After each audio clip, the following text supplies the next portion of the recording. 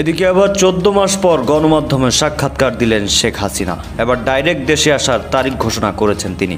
পালানোর 14 মাস পরে কঠিন অ্যাকশনে নেমেছে আওয়ামী লীগ এবং শেখ হাসিনা পুত্র সজীব ওয়াজেদ জয়। শেখ হাসিনার সাক্ষাৎকারকে কেন্দ্র করে, সাক্ষাৎকার নিতে চাওয়ার ইচ্ছা পোষণকে কেন্দ্র করে ঠিক সেই সময়ে আজকে সবাইকে অবাক করে দিয়ে যে ঘটনাটা ঘটালো রয়টার্স।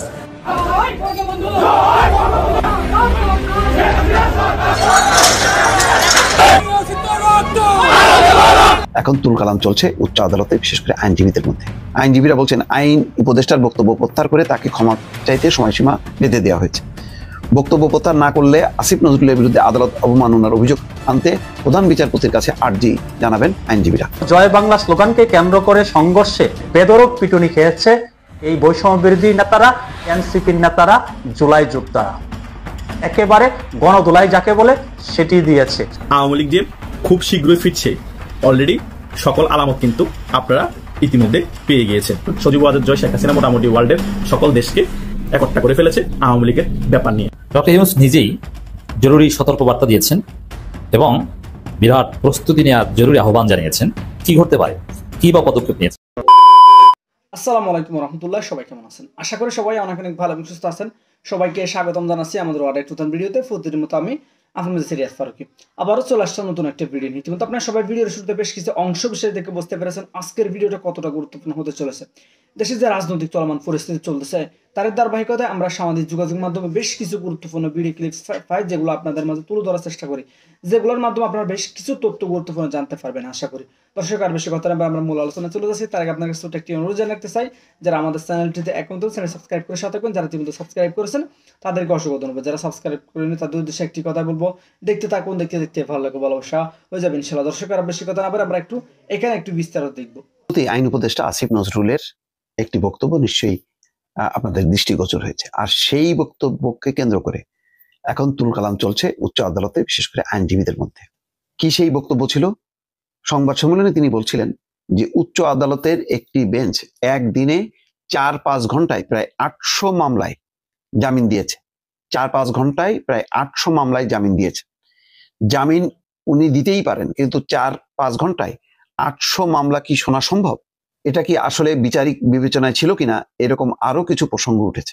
আমাদের মনে হয় বিষয়গুলো বিবেচনা করে আমরা কয়েক সপ্তাহের মধ্যে একটি আইনি অর্থাৎ সুপ্রিম কোর্ট সচিবালয় অধ্যাদেশ 2025 চূড়ান্ত করার পদক্ষেপ নিতে পারবো। ঢাকা বিশ্ববিদ্যালয়ের আইন শিক্ষক আসিফ নজরুলের এই বক্তব্যের সমালোচনা করে প্রতিবাদ সমাবেশে আইনজীবীরা বলছেন আইন উপদেষ্টার বক্তব্য প্রত্যাহার করে তাকে ক্ষমা চাইতে সময়সীমা বেঁধে দেওয়া হয়েছে। বক্তব্য প্রত্যাহার না করলে আসিফ নজরুলের বিরুদ্ধে আদালত অবমাননার অভিযোগ আনতে প্রধান বিচারপতির কাছে আর্জি জানাবেন আইনজীবীরা। অন্যথায় তারা নিজেরাই মামলা করবেন, এমনকি উপদেষ্টার পদত্যাগ দাবিতে আন্দোলনের হুঁশিয়ারিও দেওয়া হয়।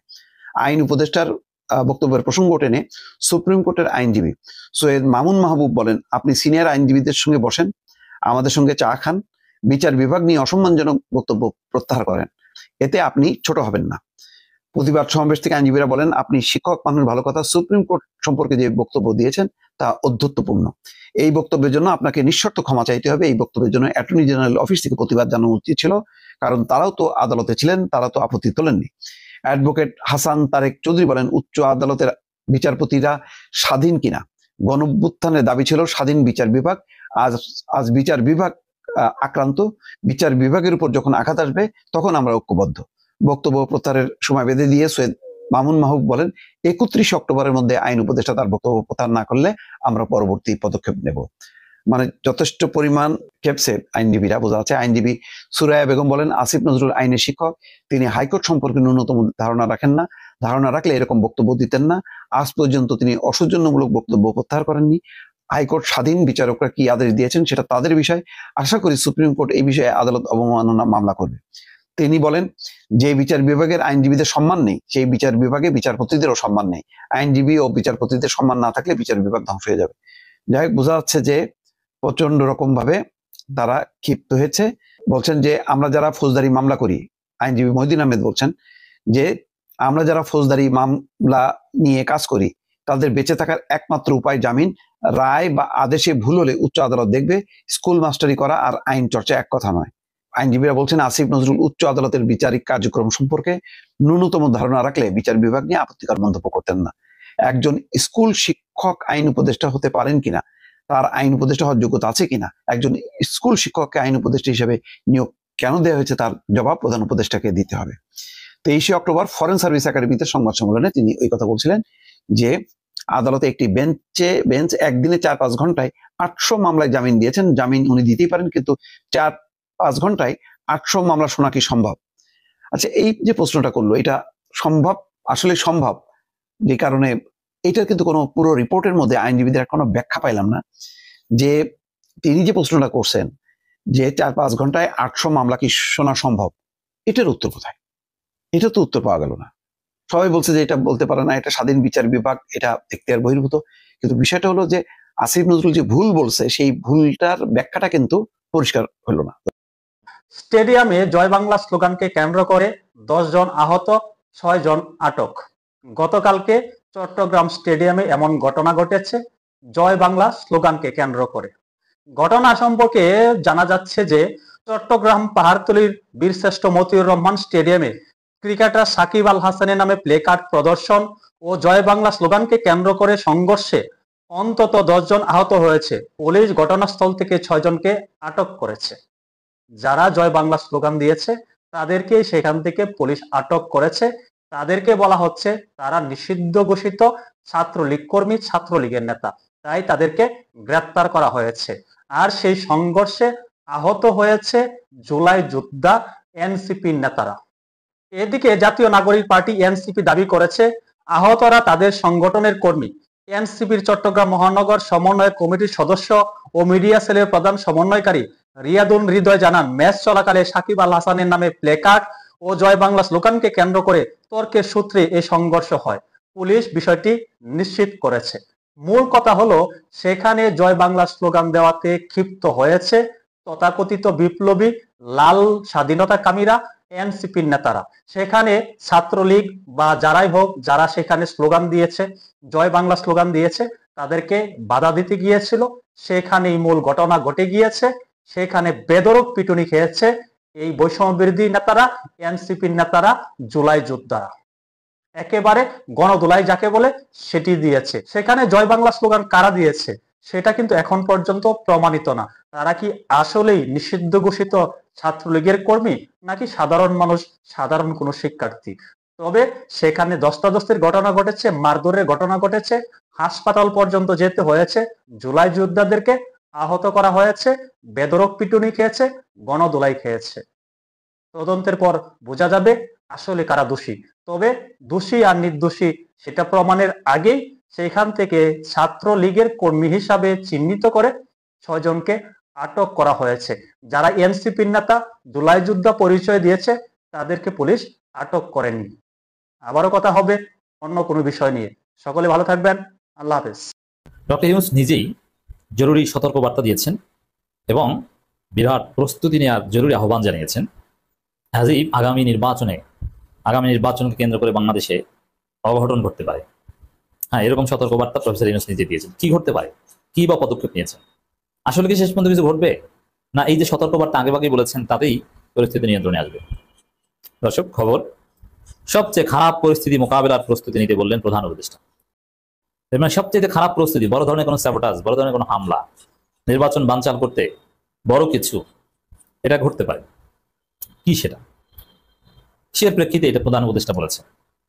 প্রথম কথা হচ্ছে, আপনারা দেখছেন দর্শক যে শেখ হাসিনা আন্তর্জাতিক গণমাধ্যমে সাক্ষাৎকার দিতে শুরু করেছে। শেখ হাসিনা সাক্ষাৎকার দিতে শুরু করেছে, বিষয়টা এত সরল নয়। ভারত শেখ হাসিনার মাধ্যমে সাক্ষাৎকার দেয়াচ্ছে।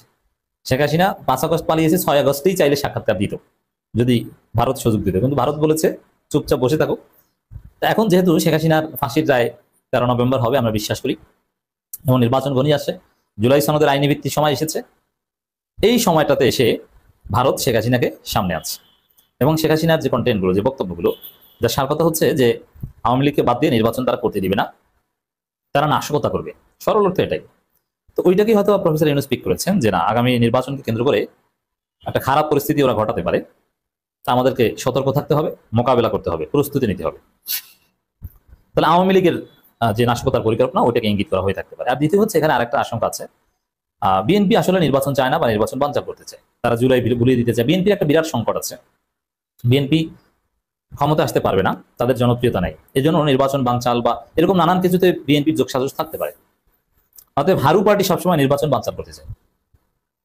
অতএব আওয়ামী লীগ তো আছেই, অ্যাট দি সেম টাইম বিএনপিও ঘটনা ঘটাতে পারে, এইরকম একটা ভয় থেকে প্রফেসর ইউনূসের আশঙ্কা হয়ে থাকতে পারে। এখন আসলে কি কিছু পারবে না? কিচ্ছু পারবে না। চেষ্টা করবে কিন্তু ধরা পড়বে, দোলাই খাবে। আপনাদের মনে আছে 5 আগস্টের পর আওয়ামী লীগ আনসার বিদ্রোহ, অমুক তমুক, প্রশাসনিক কু, জুডিশিয়াল কু করার চেষ্টা করেছিল না? দেখেন এখন এনসিপি, জামাত, বিএনপির মধ্যে দূরত্ব, কিন্তু আওয়ামী লীগ কিছু করতে গেলে আওয়ামী লীগকে পেটাতে সবাই ঐক্যবদ্ধ হবে, আওয়ামী লীগকে পিটিয়ে হাত পা ভেঙে দেওয়া হবে, ওদের রাজনীতি একদম নাই করে দেওয়া হবে, ওরা কিচ্ছু করতে পারবে না। যারা ওদের হয়ে দেশে বিভিন্ন নাশকতা বা স্যাবোটাজ করতে যাবে ওরা ধরা পড়বে, ওদের এক পর্যায়ে ফাঁসি হবে। যেমন আগামী নির্বাচনকে কেন্দ্র করে বড় কোনো অঘটন যদি কেউ ঘটাতে চায়, প্রশাসনের কেউ, আর্মির কেউ, ওর ফাঁসি হবে, কিচ্ছু করতে পারবে না। আওয়ামী লীগ এখন মরা হাতি, যে কেউ লাথি দিতে পারে। এই মরা হাতির কোনো পাওয়ার নাই, জাস্ট একটা বড় দৈত্যের মতো কিছু একটা বসে পড়ে আছে, ক্রেন দিয়ে না ধাক্কাইলে সে নড়াচড়া করতে পারে না। অতএব আওয়ামী লীগ কিছুই করতে পারবে না। আর হ্যাঁ, বিভিন্ন জায়গায় আওয়ামী লীগের লোকজন লুকিয়ে আছে, ফ্যাসিস্টদের দোসর এখনো প্রশাসনের বিভিন্ন জায়গায় আছে। কিন্তু ঘরের মালিক যদি জেনে যায় যে আজকে চোর আসতে পারে, তাহলে জীবনে আর ওই ঘরে চুরি হয় না, আজকে অ্যাটলিস্ট হয় না, কারণ মালিক জেনে গেছে। ঠিক এরকম প্রফেসর ইউনূস দেশের জনগণ বুঝে গেছে যে আগামী নির্বাচনকে কেন্দ্র করে এটা হতে পারে যে কোনো খারাপ পরিস্থিতি মোকাবেলার প্রস্তুতি নিতে হবে। অতএব খারাপ কিছু ঘটবে না, ওটা ঠেকিয়ে দেওয়া যাবে। আর বিএনপি যদি খারাপ কিছু ঘটায় তাহলে রাজনীতি থেকে বিএনপি স্থায়ীভাবে হারিয়ে যাবে। অতএব বিএনপি এত বড় সাহস করবে না, বিচ্ছিন্নভাবে বিএনপি সন্ত্রাসীরা আকাম করবে, মাইর খাবে। যেমন এই ছাত্র সংসদ নির্বাচনে বিএনপি গুহারা হেরেও বেশি বড় আকাম করেনি। কেন করেনি? বেশি বড় আকাম করতে গেলে আমসালা সব যাবে, স্থায়ীভাবে রাজনীতি থেকে হারিয়ে যাবে। ওই আওয়ামী লীগের সাথে দিল্লিতে কলকাতায় গলাগলি করে থাকা লাগবে, এছাড়া কোনো উপায় নেই। এই জন্য বিএনপিও বড় আকাম করতে বা কেউ বড় আকাম করতে সাহস পাবে না, এক্সেপ্ট আওয়ামী লীগ। আর আওয়ামী লীগ করতে পারবে না, ধরা পড়বে। অত টেনশনের কিছু নেই। তবে আমাদের প্রস্তুতি নিতে হবে, ইউনূস সরকারের পাশে থাকতে হবে, এটাই হচ্ছে বাস্তবতা। আসন্ন জাতীয় সংসদ নির্বাচনকে ঘিরে সবচেয়ে খারাপ পরিস্থিতি মোকাবেলার জন্য সর্বোচ্চ প্রস্তুতি নিতে নির্দেশ দিয়েছেন প্রধান উপদেষ্টা ডক্টর মোহাম্মদ ইউনূস। নির্বাচনের প্রস্তুতি নিয়ে সরকারের উত্থান, তবে আমাদের সবাইকে সতর্ক থাকতে হবে।